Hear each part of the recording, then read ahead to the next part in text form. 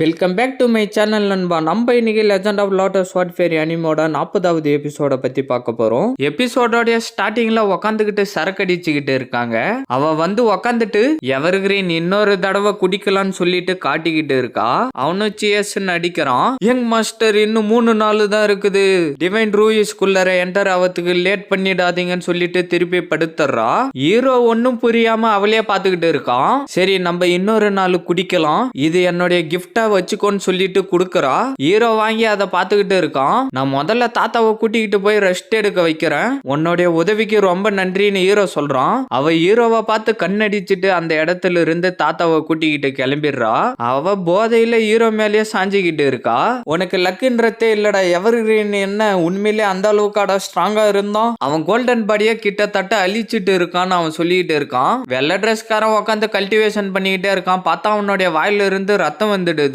உனக்கு என்னடா தெரியும், அந்த நினைவு சின்னத்தோடைய பவர் அவன் தான்டா கண்ட்ரோல் பண்ணிக்கிட்டு இருக்கான். அவன் ஒருத்தனே எல்லா மாஸ்டரோடைய டெக்னிக்கும் கத்து வச்சுக்கிட்டு இருக்கான். அப்புறம் எப்படி எவர் கிரீனை தோக்கடிக்கிறதுக்கு அவ்வளோ ஈஸியா இருக்கும்னு பிளாக் ஷாட் சொல்லிக்கிட்டு இருக்காரு. அவன் வெறும் ஸ்பிரிட் கேதரிங் ரிலிம்ல தான் இருக்கிறான்னு நினைச்சுக்கிட்டு இருந்தேன். ஆனா அவனால இந்த மாதிரி இம்மார்டல் பவர்லாம் யூஸ் பண்ண முடியும்னு எனக்கு தெரியாதுன்னு அவன் சொல்லிக்கிட்டு இருக்கான். சீஷ்வான் ஒரு காலத்துல என்லெஸ் ஓஷனுடைய மிரரை வச்சுக்கிட்டு இருந்தான். அப்படி பார்த்தா இந்த நினைவு சின்னம் அது அவனுக்கு ஒரு கிஃப்டா தான் இருக்கும் போலன்னு அவன் சொல்லிட்டு இருக்கான். அது எப்படின்றதுல எனக்கு தெரியாது.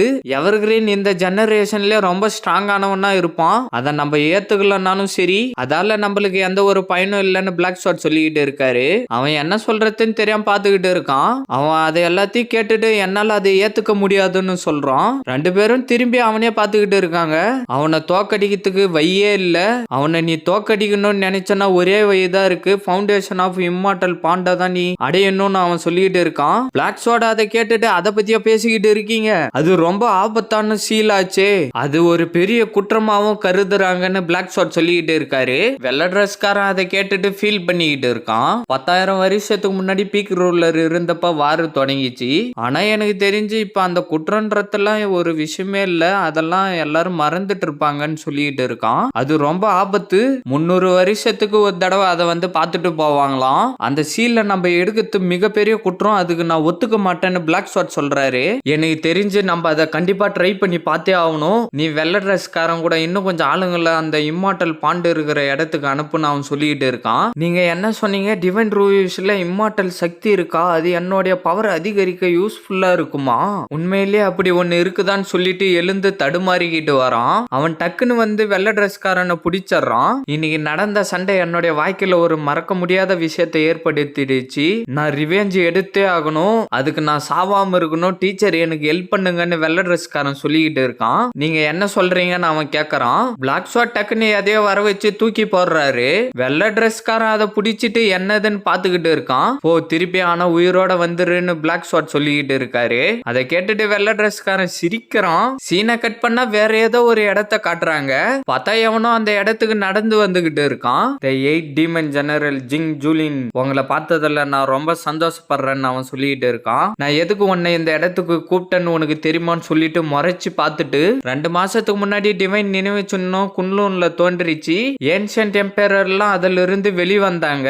இந்த பிரச்சனையை பத்தி உனக்கு தெரியுமான்னு அவன் கேட்டுக்கிட்டு இருக்கான். எனக்கு ஒரு சில விஷயங்கள் மட்டும்தான் தெரியும். இன்னைக்கு குன்லூன்ல இருந்து நம்மால தகவல் சொல்றதுக்கு வந்திருந்தான். அந்த நினைவு சின்னம் குன்லூனை சேர்ந்தவனால தான் வெளியில வருதுன்னு சொன்னான். அந்த ஸ்டூடெண்டால குயின்லின் எம்பரரோட பவரை யூஸ் பண்ண முடியுது. அது மட்டும் இல்லாம அவன் தான் சீஷ்வானோட பையன், அவன் பேரு எவர் கிரீன். அவனை உயிரோட விடாதன்னு சொல்லிட்டு பவரை சுத்தி அனுப்புறான். அவன் பார்த்துக்கிட்டு இருந்து நீங்க என்ன சொல்ல வரீங்கன்னு எனக்கு புரிஞ்சிடுச்சுன்னு சொல்லிட்டு அந்த இடத்துல இருந்து கிளம்புறான். ஒரு நிமிஷம் இரு, இவங்களும் கூட இருந்தாதான் இந்த விஷயம் சுமூகமா முடியும்னு அவன் சொல்லிக்கிட்டு இருக்கான். பார்த்தா திடீர்னு அந்த இடத்துல பவர் வர ஆரம்பிச்சு வெளியில எவனோ வரான். உங்களை பார்த்ததுல ரொம்ப சந்தோஷம். இன்னொருத்தனும் அந்த பவர்ல இருந்து வெளியில வரான். உங்களை பார்த்ததுல ரொம்ப சந்தோஷம்னு அவன் சொல்றான். அந்த சின்ன பையனை கொல்றதுக்கு 3 பேருன்னு வெள்ளை ட்ரெஸ்காரன் கேக்குறான். இல்ல, இந்த தடவை நீங்க குன்லூனுக்கு போறீங்க, அவனை கொன்னுட்டு அந்த பொண்ணை உயிரோட கொண்டுகிட்டு வாங்க.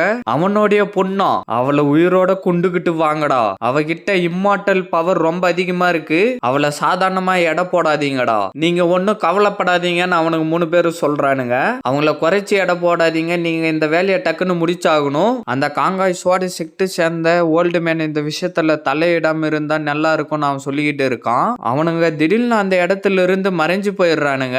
சீனை கட் பண்ணா ஹீரோ கையில எதையோ வர வச்சுக்கிட்டு வரான். அதுல இருந்து அந்த பாட்டில வர வச்சு குடிச்சுக்கிட்டே வந்து உக்காந்துடுறான். குன்லூன் போட்டியில நம்பர் 1 வந்ததுக்கு இந்த இம்மார்டல் லிக்விட் ரொம்ப ஒத்து தான். இது என்னோட 30% எனர்ஜியை திருப்பி கொண்டுகிட்டு வந்துடுச்சு. கேஆஸ் கான்செப்ட் கிங் எம்பரர் டெக்னிக்னு சொல்லிட்டு இருக்கான். பார்த்தா கேஆஸ் இருக்கிற இடத்த காட்டுறாங்க. எம்பரர் டெக்னிக் முதல்ல இருந்ததை விட இன்னும் கொஞ்சம் ஸ்ட்ராங் ஆகுன்னு சொல்லிக்கிட்டு இருக்கான். பார்த்தா ஏதோ பவர் போய்கிட்டு இருக்கு. அது கோல்டன் கலர்ல மாறிடுது. இத பார்த்தா என்னுடைய பவர் கோல்டன் கோர் ரெலிமுக்குள்ளார போயிடுச்சு போல இருக்கு. அதுவும் கேஆஸ் உடைய நினைவு சின்னத்தை பயன்படுத்தாமலே நான் கோல்டன் கோர் ரிலிமுக்குள்ளார போயிட்டேனான்னு சொல்லிட்டு எல்லா பேக்கையும் வர வச்சு பார்த்துக்கிட்டு இருக்கான். நான் கோல்டன் கோர் ரிலிமுக்கு போயிட்டு என்னுடைய சக்தி அதிகரிக்கிறதுக்கு இதுவே போதும்னு நினைக்கிறேன். என்னுடைய மைண்ட் பவரை யூஸ் பண்ணி இம்மார்டல் ஸ்பிரிட்டை இப்ப சேர்க்கறேன்னு சொல்லிட்டு பவரை சேர்த்துக்கிட்டு இருக்கான். வீட்டை காட்டிக்கிட்டே இருக்காங்க.